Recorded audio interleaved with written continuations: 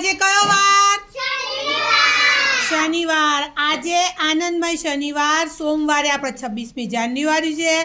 એ અંતર્ગત આપણે આજે બહુ ખૂબ સરસ પ્રવૃત્તિ કરી ભાઈ. ધ્વજની બતાવો તમારો. Very good. સીધો પકડો કાગળ. હા, જો વેસ્ટમાંથી બેસ્ટ પ્રવૃત્તિથી ભાઈ દિવાસળીની સળીઓ લગાવી. Very good. બતાવો. સરસ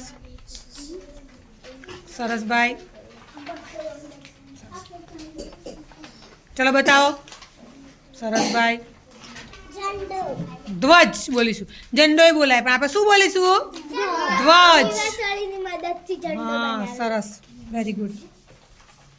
સરસ. દિવાસળીનો ધ્વજ.